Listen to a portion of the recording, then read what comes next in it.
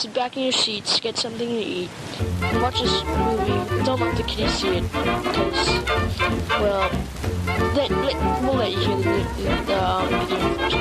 Thank you. Hello and welcome to Left of the Projector. I am Evan, and we are discussing the new Batman movie, which came out just this year in 2022 with director Matt Reeves, the stars being Robert Pattinson, Zoe Kravitz, Jeffrey Wright, among others. I am joined today by Matt Galvatron, who is going to chat about this movie and throw in some of his thoughts on how this movie came out. Thanks for joining me, Matt.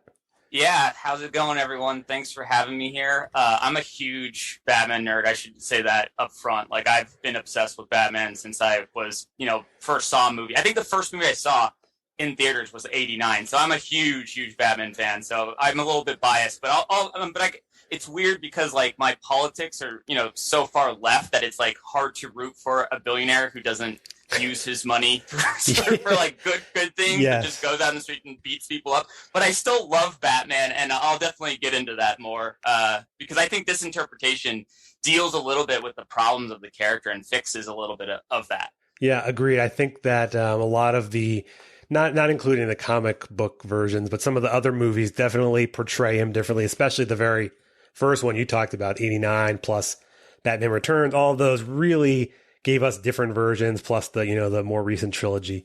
But one of the things about this movie, and jumping right in as one of the main themes of really all Batman movies, because there's always the connection between Batman and law enforcement. And in this movie, the theme of law enforcement and how they play into it is, completely tied to not just the plot, but just everything about Batman. They rely on Batman, but they also don't like Batman. One of the very first scenes in the movie is, he's coming into a crime scene and the cops are saying like, what the hell is he doing here? So I don't know how your overall thoughts on just how they portray cops in this movie. And if you thought it was different from some of the other portrayals in other Batman films. So like the interesting thing is like I mentioned with Bruce Wayne, like when you think about like oh, here's this millionaire that probably could do a lot of good, that could do a lot of good, and instead he's just like beating up people, like spends all his money on gadgets, which seems pretty toxic, like he's almost like a fascist. But the way that they portrayed him in this movie is the city is so corrupt, he has no choice, on every level, the politicians, like it's shown, like the whole fund that the mayor and everyone has done, his father included, is basically they just use it to launder money and just like, all their illegal dealings are through that. So it's like every layer of the government, which is true, is, corrupt, from the politicians to the cops. They're all in on it. They all work for Falcone. And the reason why Batman has to do what he does is because he doesn't trust the cops. He only trusts one cop, which is Gordon. And There's like multiple lines within the movie where he's just like, cops are bad and like they're all corrupt and they're all the same. And I think that they do a good job of like, modernize that. I do think though, towards the end, they stumble because it's a movie that does set it up like it's like this city is corrupt and the politicians and the government's corrupt.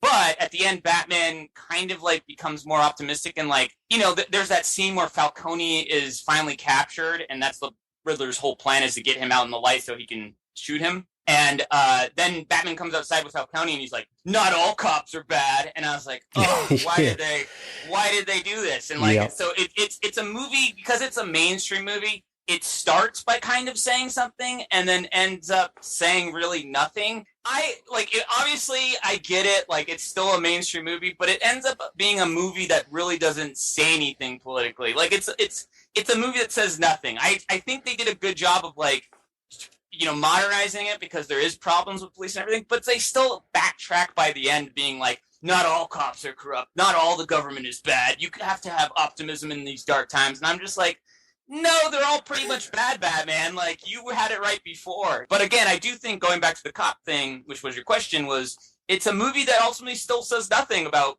any of it, because it backtracks. And I found that the most disappointing part of it, but I still love the movie as a Batman fan. I still think I wish that it stayed more based, like I get it. It's a mainstream movie that has to appeal, so they can't like bash the cops and say ACAB and stuff, but like, it's just the backtracking at the end. I'm just like, they were going somewhere with it, and then they just took a U-turn. Yeah. Kind of. Yeah, I think. I mean, to your point is, as a mainstream movie, they can only do so much, and I suspect the writers and the director knew how much they could get away with, because I do think in some of the obviously during the press tour, Matt Reeves isn't going to come out and say bash the cops. Whether he thinks it personally or not, he's going to stick to the script and the movie, and the same thing with the actors. But I do agree that they didn't. It did seem maybe halfway through the movie that they were going to take you further on the journey of, these cops are all evil and all corrupt, and the only guy I can trust is Gordon. But then they sort of slowly build in, okay, we can trust some of these other cops who actually are going to help us. And that was disappointing to my watching it too. And, what was the other thing you brought up too in there that was interesting? The military at the end. Yes. I know. The other thing too that I think is a good point to talk about is, so in other films, you see Batman as sort of a different image, where in this he goes by vengeance. And I think that I know that's not necessarily a political thing, or maybe it can be, but I think using it as vengeance gives Batman a different, darker view that kind of fits into all those things you said, where he's not this playboy. He's very withdrawn from the city. People never see him. Like when he goes to see Falcone, he's like, I haven't seen this guy in years, because he never comes out. He's, he stays in the shadows. And so I thought that was a good way to describe it. I don't know how you viewed him. As vengeance. He's like a recluse, and that's the cool thing. And then there's even a scene where the politician's like, as someone with this much money, why don't you put it back in the city? Mm-hmm. And he's like, because in his ideology, it's like he knows the city is so corrupt. And that's why I think this version of the Riddler is so cool too, because the Riddler's basically, he's not wrong. The city is corrupt. Like Riddler he was this orphan that the city crapped on. And just like, all facets of government, they don't put money in education. They don't put money in the people. Everyone's struggling. The city is like a hellhole. Gotham is just like corrupt and terrible and danger in all the streets. And like Batman's the only thing that's like striking fear into all these criminals. And Riddler looks up to him. That's literally what happened. Like all these people, Riddler's like, this guy's vengeance. This guy's taking matters in his own hands. That's what I want to do. And for the most part, like, honestly, this sounds horrible. Like, Riddler's right. All the politicians are bad. Like they were all corrupt. And like, so him going after all these people who use the money, who are hurting the people, or not putting him back in the city, he's not wrong. The part where they have to villainize him again is by the second half, he's murdering corrupt, bad people like Falcone, like the mayor who works for Falcone. But by the end of the movie, he's just like, we're going to shoot a bunch of people, like, yes. In here, for no reason, and it's not it becomes like his incel 4chan group. It's like they have a right-wing ideology, when the whole beginning of it, they had a left-wing ideology where it's just like, they weren't insurrectionists because they wanted Donald Trump back. They wanted to kill all the corrupt politicians. And so for the first, this is messed up for me to say, but the first half of the movie, like, Riddler's not wrong. I mean, like, he's a murderer, but he's killing really bad people. And by the second half of the movie, it's kind of that backtrack where it's like, nope, now he's like an incel that just wants to shoot random people, and it's like, that's not really like, so like they backtrack on like the thing, but like, so the Riddler is an interesting thing, because obviously they were looking at like 4chan and all these groups, and like all that they're modernizing it, so Matt Reeves is definitely like pulling from the zeitgeist of politics and what's going on. But then again, because it's a mainstream Batman superhero movie, I feel like they water down all the messaging, so it still doesn't say anything. And that's fine. As a Batman movie, I think it's fantastic. As like a political movie that says something, I feel like it doesn't say anything. It's just like, government and politicians and the cops and the military are corrupt, but there's still some good ones. It's like, it's the same thing that people say, not all cops, or there's some good. It's like that backtracking that I don't like. So again, as a Batman movie, I think it's fantastic. Like, as just entertainment pure, fantastic. But as a movie with like a message, I think it like is really muddled, and I think it doesn't really say anything politically, because not anything that's like pro-capitalism, the status quo, like, it's just like, times are dark and tough, but just keep on being hopeful and it's gonna get better, and it's like, I don't think that's true, Batman, Yeah.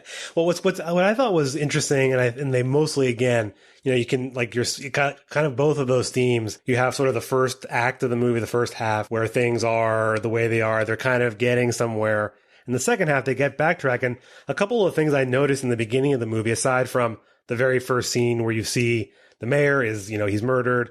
But I noticed in a scene at the very beginning, when they're going through, I think maybe Batman is driving through or he's like trolling around the city.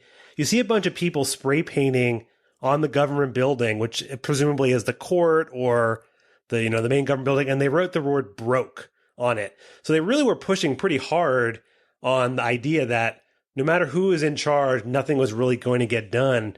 The politicians are corrupt, but this is even before about all the real corruption of what's happening. And I think they do have this message that, I almost thought the renewal idea, you could throw that in as like the build back better. That doesn't really build anyone back better. You see the renewal signs and decrepit buildings throughout the city. So they all want to say these platitudes in their little speeches and in the little debate they have at the beginning, but really it's all empty rhetoric. Yeah, and that exactly. And they kind of like touch on it too. Like I know the scene you're talking about, he's driving up and they have the broke. And also it's kind of crazy. They also have there's people in the audience that are pro Riddler, because they're sick of the system, they're sick of the city, and they have like question marks and Riddler, and they're like about Riddler because he's taking out all exactly. the And then by the second half of the movie, you see like Riddler's right, like all of them are in on it, and like they even have that line where it's like it doesn't matter who's mayor. Like Falcone ultimately owns everyone. Everyone works for Falcone. Like it's so things. But then it becomes like a throwaway where it's just like, if it was that corrupt, it's like an ideal version. Like if like, it's like a reformist version of like, yeah, you can vote out corruption, and I saw that, the woman, mayor as kind of like an AOC or progressive, candidate, yes, absolutely. And then she's like, oh yeah, it's a democratic socialist, but it's still within capitalism. So you need to have hope. And then at the end, she's like standing with the cops and be like, we have to do better, so it pushes as far left as democratic socialism, but then it doesn't go further than that, which is, yeah.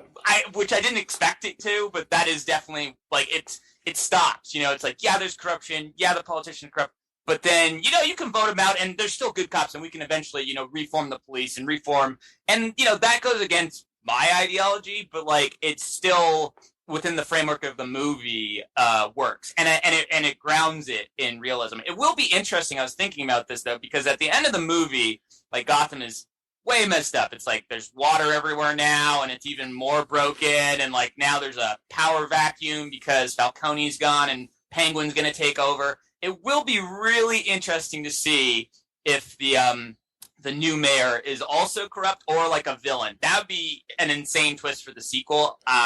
Like they make her like, I don't know, Poison Ivy, because that would actually say something. Like if like they like they have this hope and reform, and then it just turns out it's still corrupt and bad, and Batman has to go back to business. Like he can't trust the cops and can't trust. That would be interesting if they do that. I don't know what direction they're going to go, but they definitely leave it in this state where like the city is like no man's land. Yeah, no, and what's interesting, I mean, obviously this is more speculating on the future one, but thinking about how the situation, I mean, part of me hopes that it's going to have a time jump where the city is probably back on its feet to something. I doubt they would just leave it in this, chaotic version of what it is.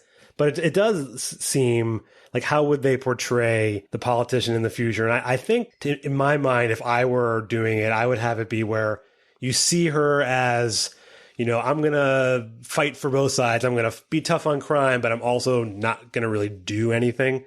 And then just maybe in the second part of that movie, which way does she go? Does she go full on corruption or does she go vigilante? I don't know. There's lots of possibilities. There is. And that's the whole thing is that like politics aside, I thought the Gotham that they created was gorgeous. This movie is gorgeous. Like it doesn't feel like CGI. It like looks like a real Gotham, and just the cinematography and the lighting and the casting, like across the board. Like all of them, you know, like Robert and Zoe as Catwoman and Colin Farrell as Penguin, like, and the Iceberg Lounge. Just as a Batman fan, like, and Gordon was fantastic, and like Falcone too. Like, normally, you know, he was Jesus in like The Big Lebowski, and I know Turturro's awesome. Yeah, Turturro's awesome, but he's such a good gangster. I would not have casted him as that role, and he's so good in it. And just the you know, to hit it out of the park like this well with everyone, and the guy, what's his name? The guy who did the Ape and Planet of the Apes, and then he was the Hobbit. What's that guy's name? As Alfred was fantastic too. Yes. Andy Serkis. Yes, Andy is so good. Like, the casting is just like the tone.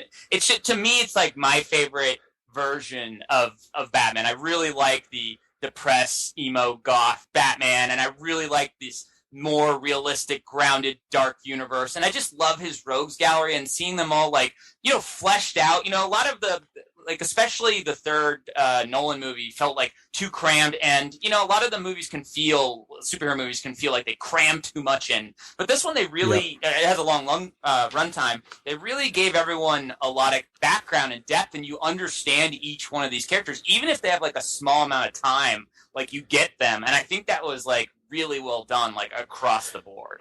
Yeah, the one character I wish, and I have a feeling that the second movie, assuming that Jeffrey Wright comes back as Gordon, I would have loved to see more about him, because you don't get much backstory about him. That would be the one character I wanted to know more. And I mean, I guess you kind of have in your head the other movies of Gordon where he's not the commissioner yet. He's still, you know, just a lieutenant. I mean, it kind of reminded me of the show Gotham, where he's, you know, just a detective or a lieutenant, and then slowly he shifts into that role. So I'd love to see that more. Yeah, I do hope they explore more of, like, definitely like him, and then they can bring in Barbara, and all of that would be. There's so many directions you can go, and the only thing, my other nitpick about the film, you know, is I think it's great, but I think that, like, and it's such a small nitpick, but I would have removed that Joker Riddler scene and put that at the after the credits. I just think it's such a weird scene where they're just like together in Arkham, and they're like, you need a friend.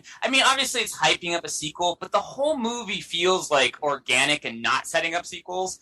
And that scene just feels like so inserted to be like, yeah, here's Joker, you have to see Joker. And it's like, that would have been great as an end sting after the credits, but to me it just was like this weird stop. And it's kind of abrupt. Yeah, it's just kind of abrupt. But other than that, like, I really love the film, and like, I obviously, the right wing toxic fans did not like a black Catwoman that was saying, like, you're a billionaire and you're out of touch, and like these white elitists. That part I loved. Of course I love that. She calls him out. And there's a scene where Batman and her are on the roof, and he's privileged. He's like a billionaire. And he's like saying, like, oh, she, you know, he's talking about Selina's dead. She was I think, prostitute, and now she's dead. She was killed by Falcone, strangled just like Selina's mom. And he's like, well, she shouldn't have been in the wrong place, and she was doing this. And then Catwoman's like, this proves you're freaking privileged, you know? Like, yeah, like, you're so out of touch. Like, what are you, rich? And like, she puts it together. Like, she doesn't put it together she's Bruce Wayne, but she calls him out, and then he apologizes. He's like, oh, I didn't know, you know, because he doesn't understand that, like, people don't end up being, you know, criminals and prostitutes because they choose to be. It's because they're broke, you know, like, they don't have any other options, and that's because of the system and you know, and the politicians, not because of the people making bad decisions. And so that was a cool scene where, like, Selina calls him out, you know, and then says all these, like, rich old white men that control, you know, everything. And she's right. That's what they're doing. It's all these rich old white men that we see that have broken Gotham and then use all the money and use all the funds, and they don't fix the city. They let everyone suffer. Well, they're just, like, you know, eating caviar in the secret underground brothel underneath the ice. I mean, it's absolutely true. But then again, they backtrack on that message, which I think waters down what they set up. If it would have hit it out of the park, they would have just been like, not had that, you know, Batman siding with them, being like even further maybe pushed away from the police and the military, and been like, no, this city really needs me because these people are all bad, you know? Yeah, the line you were talking about is, I wrote down this quote, it was, all anyone cares about in this place are white, entitled assholes. Yeah, which is great. So, or white rich asshole. So yeah, I mean, it's, she's basically, it's a perfect line, which you kind of don't expect in a movie like this normally, I think. Yeah. Too. And then of course, like right wingers got mad at that one. Like, oh, they're trying to make the movie woke. It's like, no, they're trying to make the movie realistic, and that's real, yeah. Just because it's true doesn't mean that it's woke. Yeah. It's just true. Yeah. Yeah. The other thing too, which I think you touched on, is about the sort of like the privilege of the, the elites and the, that he's calling, Bruce Wayne she doesn't know he's Bruce Wayne. Maybe, I doubt she thinks so. But the thing about the movie too, which maybe we briefly mentioned, which is the you find out in this movie that Bruce Wayne's parents were potentially not great people. They, made some questionable decisions, and Alfred kind of explains that, people make mistakes. But what I was going to touch on was that Bruce Wayne's parents had created this foundation, this renewal, when he was running for mayor. And it was to put aside billions of dollars to potentially fix things that were broken, the social systems, the people who are kind of cast out in the system that aren't being helped. And what ended up happening, of course, is that when he's killed, all that money just gets going to the place that he doesn't want it to go to. It goes to the politicians that are corrupt. It goes to the drug dealers and everything. And it was kind of, for me, I saw that as a stand-in for, any billionaire out there, maybe not Elon Musk, but Bill Gates or other ones who they create big foundations that maybe they do some good that wasn't done there, but they're really only doing it for two reasons. One, to launder their reputation, to make themselves look good. And the other reason is because we're not actually fixing those solutions with our actual system. So someone has to come in and play the hero and throw a couple $1 billion. So I thought it was a good way, even though it wasn't really a key piece of the movie, constantly throughout the movie, you would see old signs on buildings that would say like urban renewal or renewal. So they're clearly showing you how well that renewal did. Yeah, no, and I've seen the movie multiple times, and there's definitely, they hint out a lot of the stuff, how it's about the renewal and how it's about Bruce's dad. And it's one of those movies that you can pick up a lot more of that upon a second viewing, which I actually really like. The first time you see the movie, this is what I feel. They never confirm it in the movie, so I don't know if this is true, but this is, a lot of people speculate this, is, so Riddler, he is the choir kid. So that's why he sings that song, and you see him in the footage. Yep. So when Batman goes to the orphanage that, Riddler went through this hard upbringing in life where he dead babies because of the cold and rats chewing at him, and all this money that was supposed to go to him, go to the orphanage and help with, social services and stuff, didn't. It went into the pockets, line the pockets of these corrupt policemen and politicians. So Riddler resents all of them. And he was this choir boy that was at Bruce's dad's mayor campaign fund, which he had there. Oh, yes. And so they show that. And then the other crazy thing is it's hinted at, and again, this is the part that's not confirmed. That is confirmed. He's definitely the choir kid. Oh, okay, it is confirmed. But the part that's not confirmed is the reporter that is killed is Riddler's dad. So the one that was looking into the thing that gets killed by Falcone, because Bruce's dad, again, was still bad, was still, even though he's a good person, in this dire time, he wanted to hide his mother's illness. And that's a cool way for them to tie in together. Again, the Arkham family who creates Arkham Asylum. And again, so it's tying Batman, his legacy. He's his family created Arkham Asylum, which created all the worst villains, and the Joker's not the Joker yet now, and the Riddler's just starting. It's all these things are becoming, it's escalation. Batman's family is tied to this. But the cool thing is I really think that Riddler's dad is the reporter. And again, Bruce's dad basically creates the Riddler because he asks Falcone to silence him, which he's like, oh, I didn't know this gangster was going to kill him. Yeah, that's what gangsters do, for being. And this is why he wants to kill Falcone. Right, and then so then he kills the reporter who was going to come out on the thing, and that's why he wants to kill Falcone, because Falcone is corrupt and is the head of it all, and also got his father killed, which got him placed in the orphanage. And that's the whole cause of that. It's cause and effect. Yeah. But again, that part's not confirmed, but he is definitely the kid in the choir in that scene. That's for sure. Yeah, I don't think that's a stretch. I mean, obviously, any of these movies you have, there's always various theories, but that definitely makes sense because there was no real reason for him wanting to kill him. You know, I mean, yes, he was corrupt and he was part of the dipping his hands into this renewal fund, but why else would he have such a vendetta against him as opposed to the politicians or the ones he's really targeting, the DA, the mayor, and so on. And then Bruce Wayne, obviously, he doesn't know that. There's also a point where I feel like I thought maybe that's part of the film is you think that the Riddler knows who Batman is, but I think at the end you realize he never did. I don't know. So I don't know, like, if he does know or not. You can interpret that either way because he doesn't flat out say it. And yeah, I watched that scene multiple times. I was like, is he messing with them where he knows it's him? You know, because the Riddler is supposed to be like one of Batman's like smartest villains. You know, right. Like he's like the intellectual one. You know, Joker's like anarchy and chaos, and the Riddler is like the more mental, cerebral villain. And again, he's not the Riddler yet. You know, he just got captured. This is like year one for all of them. Batman's been at it a year. He already has captured the Joker, but that's still not even the Joker yet. And Penguin's not even the Penguin yet. People call him that, but he hasn't embraced it. He's still like Oswald. So this is like the beginning of all these characters, you know. And I don't even know if Catwoman was called Catwoman. No, she's not. No, yeah. And so, I do think that it gives him an extra layer, the Riddler, of motive, if that is true. But I don't, again, that's just a theory a lot of people I had and a lot of people had, but we don't know if that's true. Yeah, you know? It would be a good way to use it. I mean, that would be something that he could somehow find out early in like a next film where now he's going back to obviously he wants revenge against the Batman for foiling his plan, but then if he finds out they're the same, and a lot of the other movies, I believe at some point they do discover who is who, and that kind of plays into their, you know, the whoever that particular villain is and part of their, you know, their plans and how they go about things when they have that information. Yeah.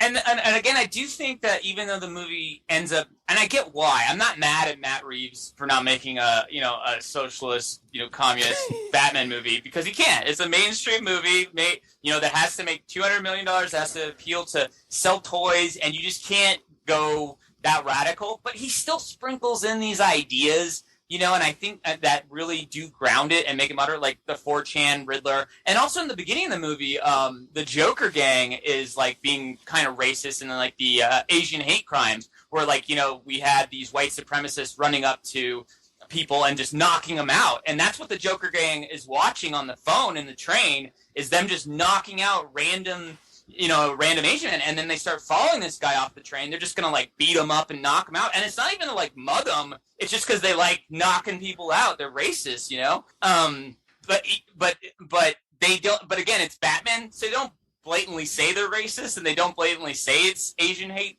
the Asian hate stuff that was happening, because they also make them multicultural Joker gang to kind of numb that message. But that is what that was. Absolutely. I mean, yeah, but so it's interesting that he took these real life, things that are happening in the world and plugged them in, because that makes it more believable and also makes it scarier. You actually are like, wow, this is what's really going on. And when I saw that thing, I was like, this is gonna be a different Batman, because they're touching on stuff that the other Batman movies would never touch on. And I think that's really, it's gritty. It's dark and it's gritty, and I really like that movie, because people, there's all different interpretations of Batman, like the Adam West. And he's a character that has been around since the I think it's the 1950s or 40s, I can't remember. But he's been around forever, and there's so many different interpretations of him. But the interpretation that I like is not the fascist one, and I don't think he's fascist in this movie. I think Batman does this because he believes that the police are corrupt. He believes everything, and he believes it's the only thing he could. He doesn't think he could change anything in the city by giving money to the politicians and creating anything, because it's so corrupt that he feels like he has to do this.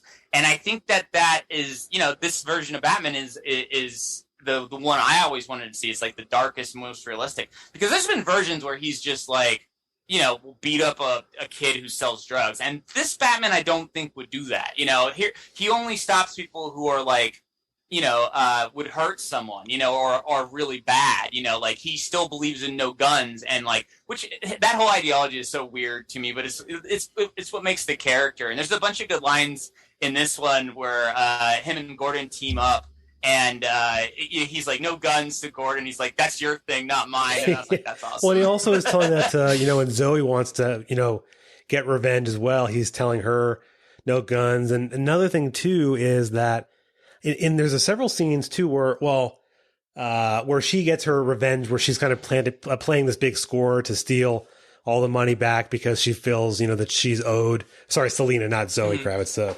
Selena. Yeah. And he doesn't really care. He's like, what the hell are you doing? This is all for a score. And he's not going to stop her. I don't think he cares about petty crime, really. He's really just concerned with the major corruption, which, like you said, has not been the case in other Batmans, where he will go after, anyone, a guy, Joe, whoever is just robbing a liquor store. I mean, not to say those people shouldn't be stopped, but he's not concerned with that little bit of crime. He knows that little bit of crime is never going to go away, but he has to rid the city of the major crime. Right. 100%. And then the only other scene that I forgot about this scene, but this was the one thing that I thought was like really funny about this movie is, and again, this is a nitpick, but it is what it is. But the scene where he chases the Penguin, the car chase, is amazing. It's an amazing scene. It's a great scene. It's so good. It's a great scene. But when you think about it, you're like, okay, Batman is after the Riddler because he's killing these he's a murderer and killing these random politicians. There is no way that the Penguin did not just not kill more people than the Riddler did the entire movie in that car chase. Like, there's got to be like a whole road of dead people. Like, it's a movie like where they're gonna be like, oh, no one got killed during that. But they literally, the Penguin drives into traffic. Things are exploding. Batman goes through like a tanker. That guy's dead, and then they just leave Penguin. They're just like, oh, they handcuff him. They're like, we got to go back after that murder of the Riddler. I was like, the Penguin just killed like 100 people. What are you talking about? And they don't even arrest him for that? Like, he gets to go through it makes no sense. But, like, again, I'm sorry I'm ruining the illusion for everyone. But after that scene, I was like, what? Yeah, well, I hope in general, I was thinking about this too, I really hope that they do make standalone movies for both this version of Penguin and this version of Catwoman. I mean, they would be great. I mean, Colin Farrell, completely unrecognizable, but is awesome as Penguin. Yeah, no, it's so good. And completely unrecognizable in the voice. I loved it. And like, he's funny too, like not in a cheesy way. Like, a lot of people were like, this movie's not funny at all. I was like, this movie had some humor. The part where they're interrogating him and he's like, come on, don't show me that. Like, he's funny too. Like, and I think that, like, he did a great job. Like, he's just like believable as this mobster, like this person could exist, but he's also like, he's not a monster like the Tim Burton one. And again, I love Danny DeVito as the Penguin, but he's not like the monster version of the Penguin. He's just like a gangster that, like, everyone doesn't respect and, kind of looks down on. And then he's going to like become, something bigger than himself, which I thought was pretty cool. And they hint at it, a lot too, that he thinks he deserves to be the number one. And then, when Falcone is arrested, he basically takes over and calls him a rat and stuff. So, yeah, I think that I don't know if this is true because I know it changed a lot, but originally the idea was we're going to have the movie and then some HBO Max shows. Okay. And I don't know who, I think Penguin is getting his own, like, HBO Max He should. series. He really should. Yeah. And they can explore him more because, yeah, he was definitely interesting. I love the club, too. The club that Bruce just keeps having to, like, break into is fantastic, too. Like, that whole nightclub scene was very cool. I also like when he comes as, himself, not as Batman. He's just like, he's waltzing in because he's now the billionaire recluse they want to see. Where he's coming in as Batman, he's got to, throw his weight around. I thought that those scenes were great. And trying to think of some of the other, I know we talked about a little bit, the elections and the politicians and kind of how they were stand-ins. But I do think that especially in the first half of the movie, they definitely talk about, how the corrupt gangsters, along with some of the politicians, are kind of really the ones controlling the city. And it doesn't matter. Falcone says, it doesn't matter who the mayor is in this movie. But I do think there is a good, obviously you have to read into it or look into it a little bit more, because I don't know that the director was really would have gone this far, but they do kind of give you that perspective of, do the elections in one of these, big metropolitan cities, do they really matter? And, not to go too far down the rabbit hole of voting discourse here, but just, it didn't matter who was going to be, even with the young woman, what's her name?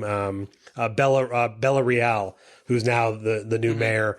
She seems to have intent on doing things, but I think she's going to come to the realization that she won't be able to. That's what I hope. That's what I'm saying. I think if they show that, that's more genuine than if they just be like, now the city's doing a lot better because we have this like progressive mayor, because like this is the thing that people don't get is like you can't just like weed out a couple of bad eggs and then the system fixes itself. Like this system is so corrupt. It's been years and years and years like this where it's like judges, mayors, like everyone on every facet knew this was happening and allowed it to happen and funneled money, aka they're all corrupt, they're all bad. Falcone, to get rid of once Bruce's father died, then Falcone literally sold out his Maroni, which was the other big gangster in Gotham, ratted him out just so he can like rope in all these cops and all these mayors, and like he's like, hey, I can line all your pockets with this fund, and like we can basically control the city, and like if you're on my side, you get paid, and you get to get whatever you want. And they all just said, yeah, and so I think it would be more realistic if she is actually a good guy and comes in like, as this new progressive mayor, like, oh, I'm going to weed out, and then she just realizes, oh, it's too corrupt and I can't make a dent. That would be more, I think, realistic if they go that route, but I don't know what they're going to do in the sequel. Even if they're touch on it, they might not even touch on, politics her at all, again, yeah. and then politics again in the next one. It might just be like, the Jokers got bombs in the city. Like it's in the end of the day, it's a Batman movie. And again, I think that for however far they try to say something, I think it will always be, entertainment first and foremost.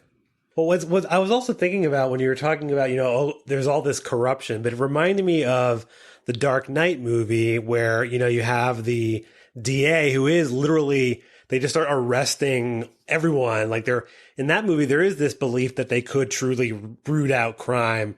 And I like that they don't make that kind of assumption because those are the ones who are corrupt at the end of the day. So it was a much different movie than Nolan's was in that regard, to the crime aspect. Yeah, and then the cool thing with the Dark Knight is they do kind of dabble in that, like the cops still betray everyone. They in the end they even though they say she was a good cop, but her family, they threatened her mom, and then she still kidnaps Rachel, and but she was a good cop that like was forced to do it. So it's always like these like one step forward with showing like the GCP Gotham City Police is like really corrupt, and then kind of like walking it back a little to be like, oh, they were forced to, or not all of them are bad, like I think they always do that in these films, and that is disappointing. But again, I understand why they do it, because it's like you can't be not Blue Lives Matter. Yeah. Immediate, they want to get they're going for their audience is wide ranging, I guess. Yes, yeah, all different ideologies and different beliefs and stuff like that. Like Batman, it's weird. Like he is a strange character because he does appeal to left and right, and that's the strange thing is like they just see him like is like, yeah, okay, he's like, he works with the cops and he would be Blue Lives Matter, and like other people are like, no, he hates the cops, like, and they plan to play it both ways. So it's kind of like, again, goes back to the thing where it's like doesn't really say anything. It's just kind of like for everyone. But again, I think it's a great Batman movie. I don't think it's like an extremely progressive. No. As far as you can get it without, unlike the third, the movie with Bane, where I feel like they pushed politics really hard in that movie and it didn't work at all. I don't know if that's that movie was just a mess. It didn't have anything to say. Nolan is very. This is just my interpretation of that third movie. Is Nolan's very like he likes capitalism. And he likes the bourgeoisie, like the millionaires, and like so when he does that third movie, he makes it so Bane is going against the this is what happens if the socialists and communists took over the city and like we threw out all the rich and like you'd see it's all chaos and Bane's like just as bad and he needs to be stopped, But really, and then again they walk back on that because Bane gets the city to go against the rich. That's the whole third plot. Basically they adapted it. I read an interview with his brother who wrote the script. Was A Tale of Two Cities, and they tried to do that. Again, they with that third Batman movie, it's just so convoluted. And then in the end, it's like really they don't want to like save the people. They just want to blow up the city. It's kind of the same thing with the Riddler, where it's like he does. You know, they make it seem like it's like, oh, these guys have different ideologies, but really these ideologies are bad, and they're going to end up just hurting you because Bane wants to blow up the city, and Riddler's just going to blow up the city and shoot random people in the end. He's not just killing the corrupt politicians, you know. So it's like they always backtrack on the villains' like ideologies, like so they kind of group these like socialist and communist like ideas, and then like they start progressive and then they corrupt them. Like it's always about now you see this is a slippery slope. They're gonna end up blowing up the city or some shit. Yeah. You know? So you can have a good idea, but your good idea is always going to be bad in the end. Right. In the end, yeah. You gotta trust the system of capitalism and the cops and you know the democracy will win, and so it always backtracks. But that's those movies, you know. They're mainstream movies, and they're people for still buy into the two-party system and capitalism and stuff, you know. Because they're $200 billion, you know, it's like $400 million franchises. They cost so much money to make these movies, so they gotta get the return back. They're not indie films that can say whatever they want about, you know, deeper meanings and stuff. Yeah. Which is, but I think they get closer than most superhero movies. You know, I think that like for saying nothing, when I say nothing, I'm not saying they don't have themes or anything. I'm just saying they don't say anything politically. You know, that's what I'm saying. They have themes. They have, you know, messages and stuff. Like Batman in this newest one, you know, he's vengeance, he's angry, and then he becomes hopeful. Where it's not, he needs to be a symbol. And which is kind of similar to the Nolan ones too. He needs to become more than a man. He's a symbol that for, you know, uprising and hope and, you know, like optimism. And I think that is still a good message because times are dark and we do need to be optimistic and hopeful.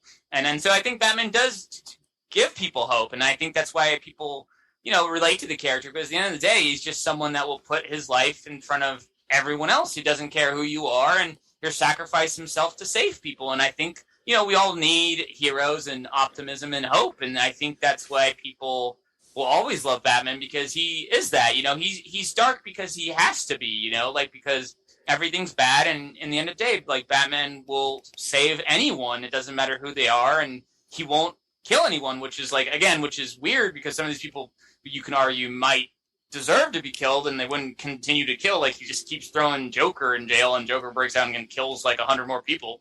But Batman's whole thing is like he believes that you can save people, you can rehabilitate them, you know. And then, you know, it's just two different ideologies, and Joker's anarchy and chaos, and he thinks there's no point. But if Batman he represents like if he, you know, succumbs to killing and becomes like that, then there's no going back, and then he's wrong, you know. Like his whole thing is like you can't save anyone, you know. You can't, you know, if you kill someone, it's just like, you know, I can't save the Joker, I can't save the Riddler. And so Batman really thinks that he can save all these people, you know, like whoever they are, he won't kill anyone, you know, which is crazy, but that's the character, you know. He is a little bit crazy. He's crazy in a different way than his villains, and they all his villains are like reflections of different, you know, mental health and ideologies and stuff, you know, like Two-Face and the Riddler. They all are different parts of the psyche, and that's why Batman, I think, is so interesting. Yeah, no, that's well said. That's a good point on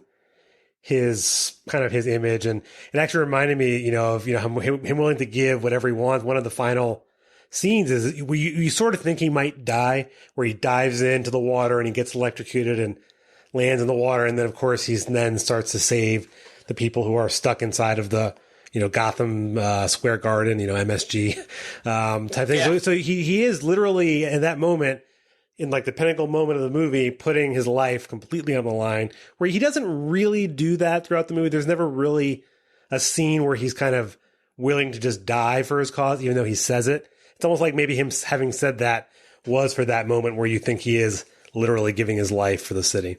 And then I think it takes this whole movie to kind of realize he needs to be more than just vengeance and violence, and he needs to be hope. And, you know, he pushed all the way, and he says to Alfred, when Alfred, you know, almost gets killed, and that's a good scene. I really like that scene because he's like, I thought I was over it. I thought I'd never feel fear again because I don't care if I die. But then when I thought my basically Alfred's like his real dad. He grew up more with Alfred than he did with his original dad. His stepdad is Alfred. He's like, when I thought about losing you, then I was more scared than I've ever been. And they hold hands, and it's like Bruce accepting that like he does care about people. And then the scene that you said where he basically realizes that the electricity is going to fall in the water and kill these people.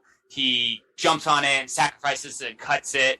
And, and then in the beginning of the movie, he's like talking about how he's the fear, like he's in the shadows and people won't even rob things because they're afraid of him, And then by the end of the movie, he talks about it where, he's literally lighting the way for Gotham and optimism and hope. And he's, leading them out of the water. And then he's talking about that on the rooftop, which I don't really like him working with the military, but I still get the message is he's talking about like, he's inspiring the kid. He's inspiring the city. They shouldn't fear him, but embrace him. And he needs to be a symbol and be hopeful and help them through these dark times and not just be this violent person that beats up the random person, and that I think is cool. So I still think there's importance and message there, but I just think that with politics and like leftist ideology, it's very muddled. Yeah. One of the last things I wrote down on towards the very end of the movie, I'm doubting on whether they actually use this phrase or this was just the phrase that I had. Maybe this is sort of the last questions. This is the very last scene of the movie. So the very end of the movie is the election, where there's going to be, change because obviously who's going to win the election. It's going to be this mayor who was the only one left in the race, presumably. And I wrote down that it was sort of like a twisted revolution in that they wanted to believe that the institutions were going to save them, but then they saw the city was still flooded anyway. They're trying to root out the bad, but still everything kind of gets flooded. So that was just kind of the last little image of the movie. I thought it was a cool scene. I feel like it was like a scene you obviously didn't see coming. I didn't see coming, the city getting flooded like that. So I thought it was a good way to end the movie and hopefully have that's why I feel like you were right that they shouldn't have had the scene with the Riddler, in the jail cell, because I thought it ended in the right spot, on the roof of the building. Things are in chaos, and now you've given this little bit too much details on the next, the sequel. So I don't know if you had any thoughts on that or any final reactions. I think you nailed on the head. I think that ending on that, like Batman's change, and that's the whole thing. That's the whole thread of the movie is him, changing to not be about vengeance, but to be about optimism and hope. And that's the difference too. He's caring about people. He's not so detached from people, And the very end scene is him and Catwoman, and for the whole movie, he's like really cold to her. They kiss and stuff, but he's still really cold. Like she says multiple times to him, "You don't care what happens to me. Like you really don't. It's all about your mission and your goal." And it is, to Batman here sacrifice people at the beginning of the movie if it means that he gets his goal. By the end of the movie, when they say bye to each other, he says, take care of yourself, Selena. Like he actually cares about her now, and he cares what happens to her. And that's like the point. And then they go different directions because she's like, she says something like, "You can come with me to Bloodhaven." And that's a cool reference, nerd drop that, because that's Nightwing's city. Obviously, there's no Robin yet, but Robin is the first Robin who hates Batman eventually and becomes Nightwing, his own hero. And that's his city is Bloodhaven. So she says she's going to Bloodhaven.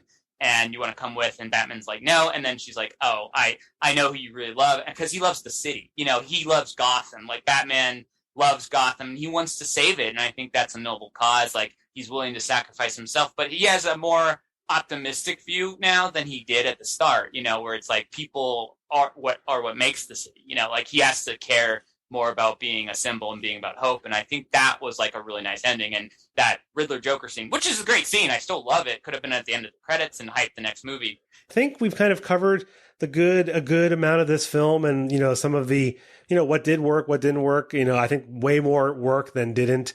As far as the movie, there weren't. I didn't have that many criticisms overall. I don't know if you had any closing thoughts. Again, for anyone that's listening, I was just coming out of this like from the political discussion about it, but like as a movie, I loved this movie. Like, love it. It's a great movie. And to me, it's like my second favorite Batman movie of all time. And again, when I say that, I say live action because I think Mask of the Phantasm, I think, might still be the best Batman movie, but I'm saying live action, I think, is definitely, this is the second best one. I still love Heath Ledger as Joker. I just love that The Dark Knight, there was nothing like it at the time. But I do think this is the best Batman movie. I still like The Dark Knight more, personally, but I think that this is the best Batman movie. I think that he just, every aspect of it's fantastic. And I don't know, like, I didn't think they could top the last couple ones. You know, I was like hesitant when I was like, okay, the Planet of the Apes movies were good, but like, I don't know if he's going to really, but I just think he hit it out of the park. Like, I just think this first movie is so phenomenal. And I as a Batman fan, it's a great film. Yeah, no, I agree more. I mean, I agree as well. I think it's there with Dark Knight as, you know, very close, different movies. So, you know, if you want to, you know, you could probably nitpick on each one, giving them their things. But, you know, as far as, you know, movies just from Matt Reeves, I mean, you probably would say it's his best movie. Yeah. I mean, I like Cloverfield as a movie. The Planet of the Apes movies are pretty fun, but it's nothing like this one. I think it's, you know, his best film by far. Oh yeah. I think he just really thought about like every layer. And I just think he's every layer of it, just the look of it, the, you know, the costumes, like, just, he broke it all down. And like, it's just like, it's so well thought out and realized. And it's just like, yeah, it's definitely his best film. Like he like definitely, like, for me, I was like, Matt Reeves was not like a director I'd be like, oh yeah, this is a great director. And he was fine. Like, I liked the Ape movie. Like you said, I liked Cloverfield. I liked the Ape movie.